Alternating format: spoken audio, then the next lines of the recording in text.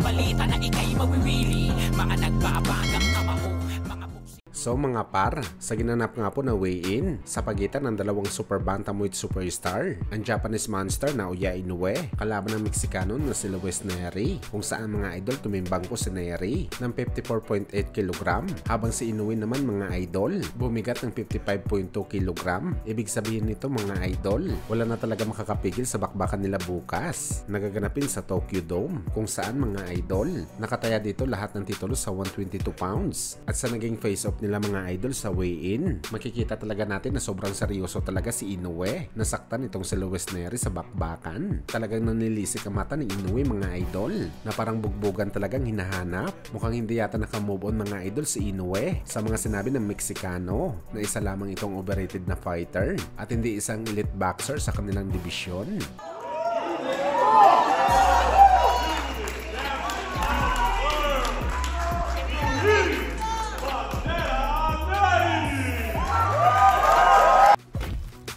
Kabilang banda naman mga idol, matapos nga po sinabi ni Devin Haney na wala na daw siya interes na labanan pa si Ryan Garcia sa rematch dahil madumi daw ito maglaro sa bakbakan sa rason na naglalagay daw ito ng bawal na gamot sa kanyang katawan para makalamang sa kalaban. Bagamat sa naging rebat naman ni Ryan Garcia mga idol, matapos ito pumunta sa weigh-in ni Canelo at Jaime Munguia kahapon, isang inside job daw mga idol ang dahilan bakit ito nagpositibo sa feds. Parang ibig sabihin lang dito mga idol ni Bagito na may tao talaga na nasa likod nito na gusto siyang siraan. Amon pa nga ni Ryan Garcia mga idol kung talagang positibo daw siya sa gamot. I-test daw nito mga idol ang kanyang B-sample para malaman daw na hindi siya nagsisinungaling at meron lang talaga may gustong sumira sa kanyang pangalan.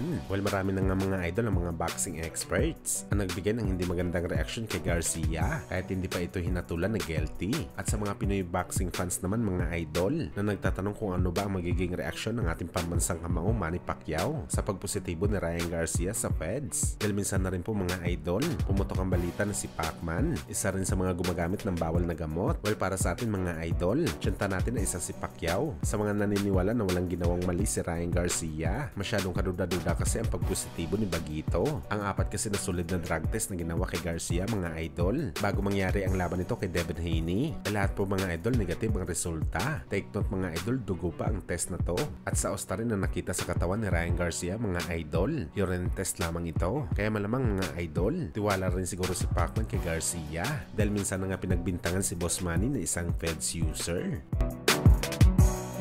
I've never seen a bigger inside job in my life. Do your research. These yes I am. They are trying to take my victory away from me. I don't know why. They see a Mexican